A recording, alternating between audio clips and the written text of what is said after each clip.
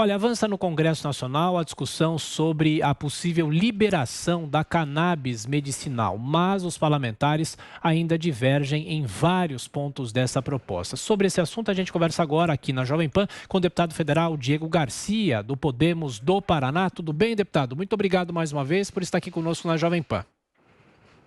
Bom dia, tudo bem, Tiago? Bom dia, Lívia. Prazer estar participando com vocês. Muito obrigado mais uma vez. Bom, é um assunto, claro, polêmico.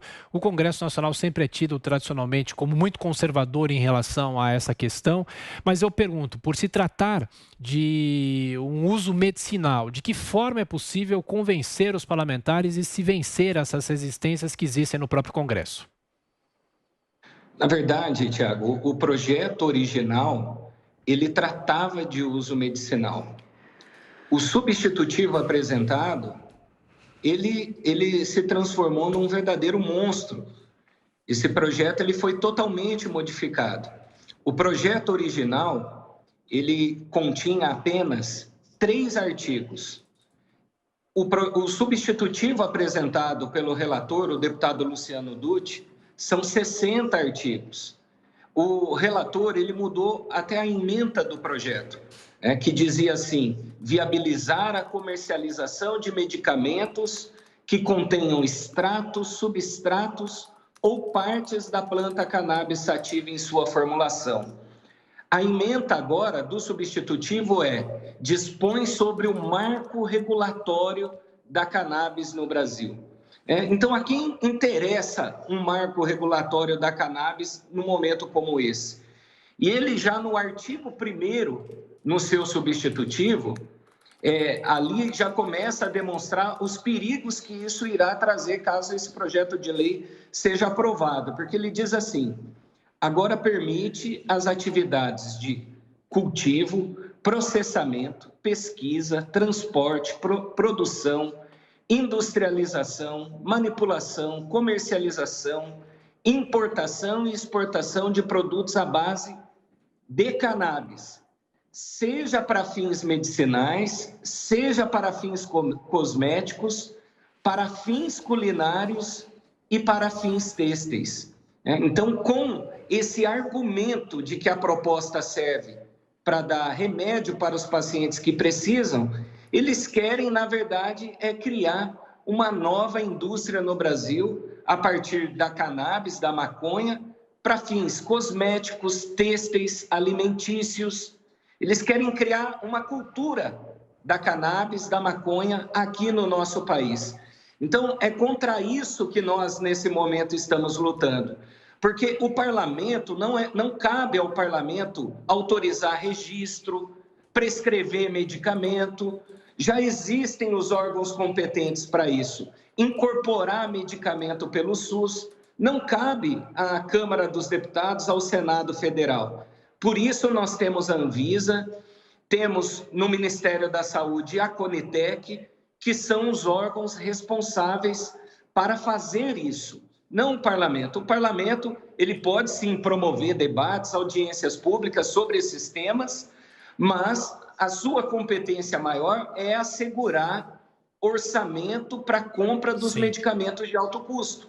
Uma vez que esses medicamentos são incorporados, nós precisamos assegurar de que esses medicamentos cheguem lá na ponta e sejam entregues, de fato, a quem realmente precisa.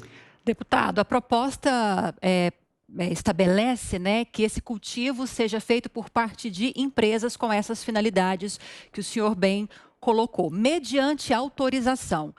Quem daria essa autorização? Como esse procedimento seria feito? Na verdade, até o próprio Ministério da Justiça, quando se posicionou em nota sobre esse projeto, ele demonstrou claramente ali os perigos com relação à aprovação disso. Porque, além do custo que vai demandar para acompanhar, fiscalizar, autorizar essas empresas que entrem com pedido para produção no nosso país, seja para produzir cosmético, para produção têxtil, para produção alimentícia ou para produção medicinal, então isso vai demandar uma gama de recursos públicos gigantesca, vai ficar muito mais caro que se fosse trabalhar pela incorporação, pela via natural, como acontece com todos os medicamentos no Brasil, que é a indústria, uma vez que ela tem registro do medicamento aqui no Brasil, e esse registro ele já existe desde 2015, nós já tivemos pelo menos de 2015 até 2020, 4 resoluções na Anvisa autorizando a comercialização no Brasil, a importação, o registro do medicamento. O que falta agora? Falta essa incorporação, o que ficaria aos cofres públicos muito mais barato desde que a indústria conseguisse comprovar a eficácia, a evidência científica para o tratamento e para quais terapêuticas. Esse projeto agora, o substitutivo, o relator ele fez questão de colocar no artigo 18, no parágrafo 2º, que não haverá restrição quanto aos critérios terapêuticos para a prescrição de medicamentos ou de produtos de cannabis medicinal, de uso humano ou veterinário, né? Desde que seja feita por profissional legalmente habilitado. Mas se não há critério terapêutico, nós estamos então afirmando que os produtos à base de maconha são bons para todo tipo de terapêutica. E isso não é verdade. O próprio medicamento que obteve registro no Brasil, ele faz questão de deixar na sua bula que as pesquisas clínicas, elas ainda não foram concluídas, né? De que há restrições com relação à prescrição desse medicamento. Mas o parlamento, na semana passada, na comissão especial, autorizou o uso desse medicamento sem critério terapêutico. E não só o medicamento, autorizou também a produção cosmética, têxtil e alimentícia, o que vai dificultar muito a fiscalização, o monitoramento. O Ministério da Justiça, na sua manifestação, informa a população que isso vai permitir de que o comércio ilegal se fortaleça ainda mais no Brasil, assim como já acontece com o cigarro.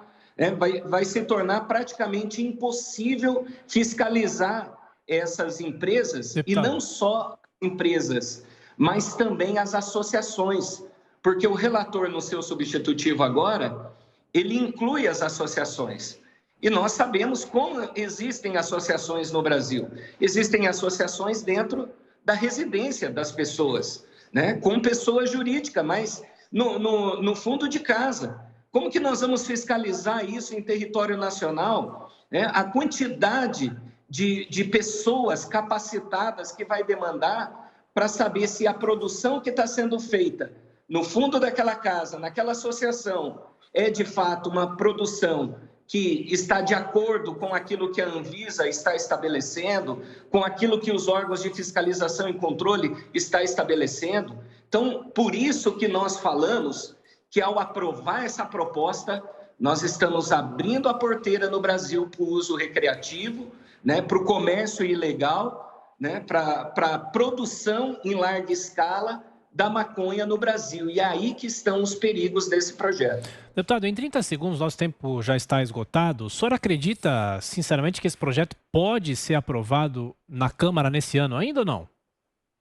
Olha, esse substitutivo é praticamente impossível ser aprovado, né? Mesmo o projeto sendo conclusivo na comissão especial, onde ele foi aprovado, teve um empate e o relator desempatou. Então, o relator ele votou 2 vezes na proposta, né? Mas nós, em menos de meia hora, nós já conseguimos o número suficiente de assinaturas para entrar com um recurso e levar esse projeto para votação no plenário da Câmara, porque senão ele iria direto para o Senado Federal. Mas com esse recurso, nós vamos agora fomentar essa discussão entre os parlamentares, entre os líderes, e eu tenho certeza que, caso o recurso seja pautado, nós vamos conseguir derrubar esse projeto no plenário da Câmara. Não há consenso para votar um projeto que abriu e que se alargou demais, permitindo a produção em larga escala da maconha